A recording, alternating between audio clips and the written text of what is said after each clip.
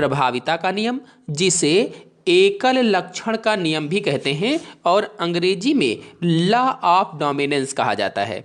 दूसरा, पृथक्करण का नियम, जिसे युग्मक की शुद्धता का नियम भी कहा जाता है और अंग्रेजी में लॉ ऑफ सेग्रीगेशन कहते हैं। और तीसरा है स्वतंत्र अपव्यूहन का नियम, जिसे द्विसंकर क्रॉस भी कह सकते हैं आप, या द्विसंकर क्रॉस के ऊपर ही आधारित होता है।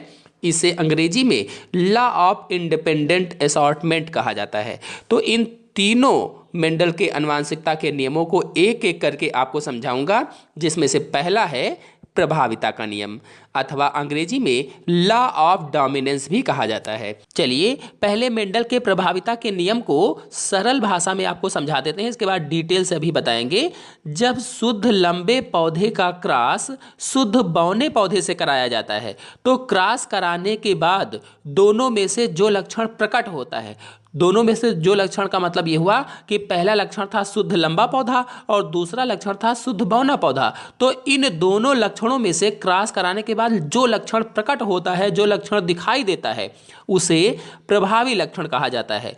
यानी कि जो दिखाई दिया उसे प्रभावी, और जो प्रकट नहीं होता है या जो दिखाई नहीं देता है उसे अप्रभावी लक्षण कहते हैं। तो देखिए यहाँ पर शुद्ध लंबा पौधा है और इसका क्रॉस शुद्ध बौने पौधे से कराया गया है, तो जो संतान उत्पन्न हुई उसमें सभी लंबे पौधे उत्पन्न हुए हैं।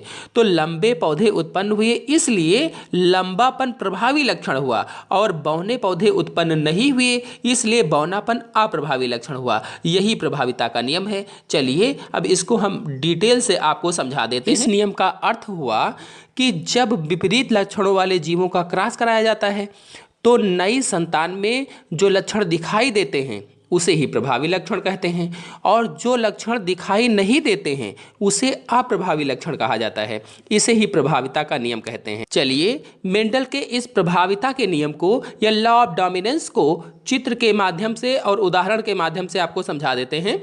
जब शुद्ध समयुग्मजीय लंबे तथा शुद्ध बौने पौधों के बीच में संकरण कराया जाता है, यानी शुद्ध लंबे और शुद्ध बौने पौधों के बीच में संकरण कराया गया, तो प्रथम संतानीय पीढ़ी F1 में विपरीत लक्षणों में से केवल एक लक्षण लंबापन प्रभावित होता है। यानी पहला लक्षण था शुद्ध लंबा, दूसरा लक्षण था शुद्ध बौना, दोनों के बीच में क्रॉस कराया गया, तो दोनों लक्षणों में से जो प्रथम संतानीय पीढ़ी F1 हुई, इसमें दोनों विपरीत लक्षण थे, तो दोनों में से एक लक्षण प्रभावी हुआ, वो हुआ लंबापन, और बौनापन जो था वो अप्रभावी रहा। तो इस नियम का मतलब ये हुआ कि एक लंबा मटर का पौधा और एक बौना मटर का पौधा लिया गया, फिर उनके बीच में क्रॉस कराया गया। क्रॉस कराने पर इनके गुणसूत्रों में एक ही प्रकार के लक्षणों के जीन्स मौजूद थे।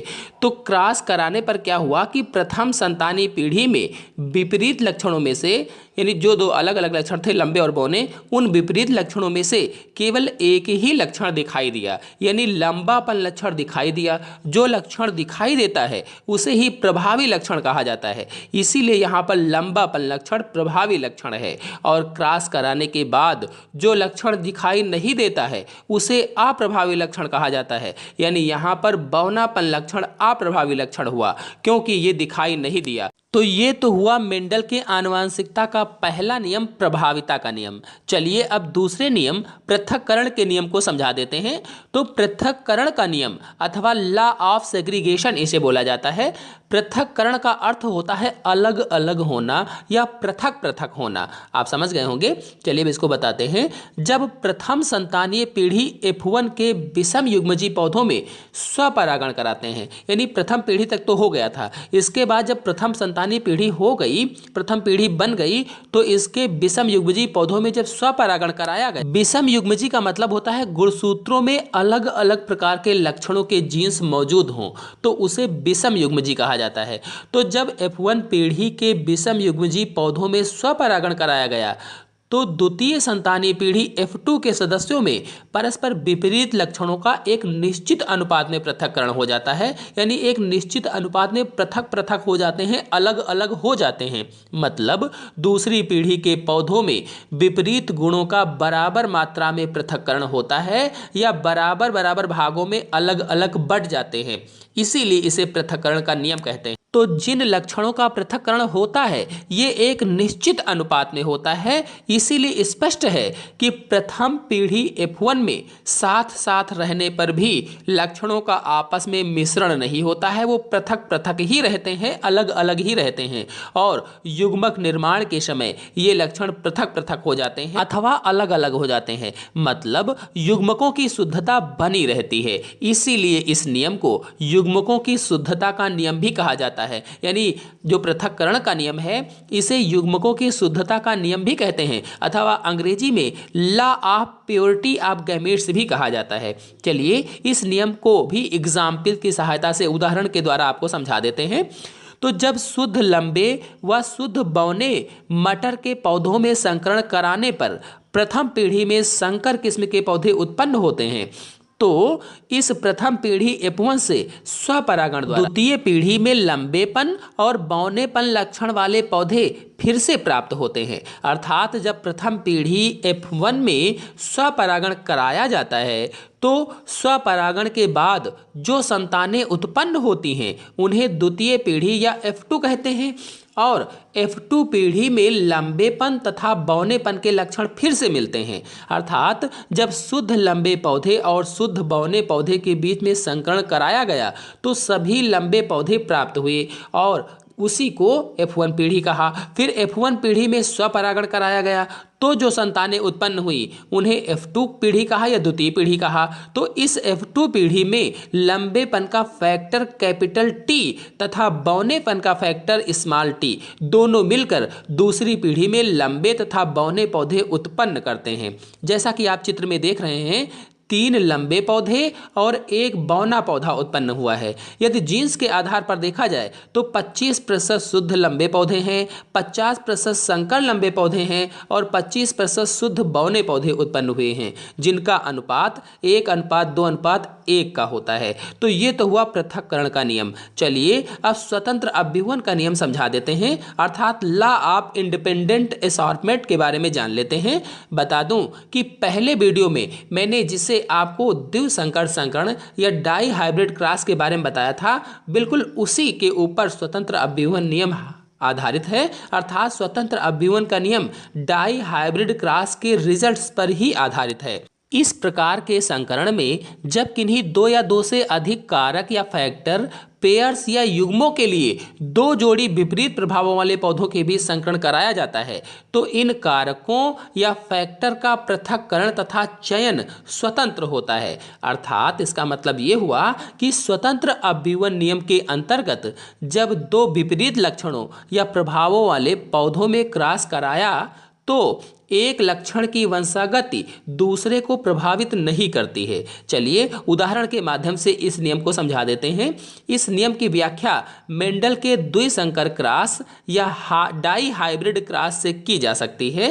यानी इस नियम को द्विसंकर क्रॉस या डाई हाइब्रिड क्रॉस से तुलना की जा सकती है। मेंडल के डाई हाइब्रिड क्रॉस में F1 पीढ़ी में सभी बीज गोल तथा पीले थे जैसा कि आप लोगों को पहले बताया था और चित्र में भी आप देख रहे हैं कि जब पीले गोल बीजों को हरे झुर्रीदार बीजों के साथ क्रॉस कराया गया तो प्रथम पीढ़ी F1 में पीले गोल बीज उत्पन्न हुए।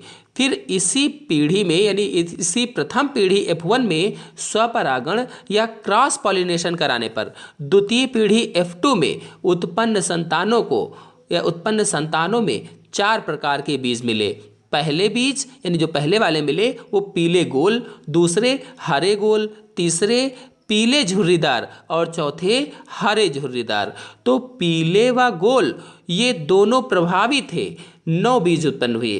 फिर हरे व गोल ये प्रभावी, इसमें पहला प्रभावी और दूसरा अप्रभावी था, 3 बीज उत्पन्न हुए।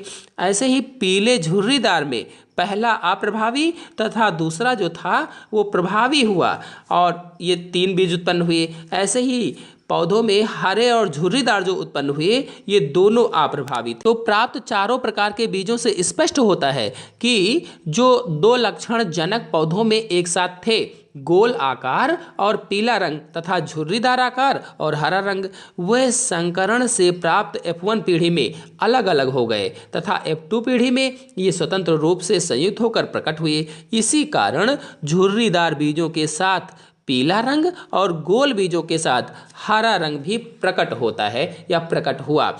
इससे स्पष्ट होता है कि लक्षणों का पृथक्करण स्वतंत्र रूप से होता है और एक लक्षण की वंशागति दूसरे को प्रभावित नहीं करती है। तो F2 पीढ़ी में बीज के आकार व रंग का अनुपात 9:3:3:1 का होता है।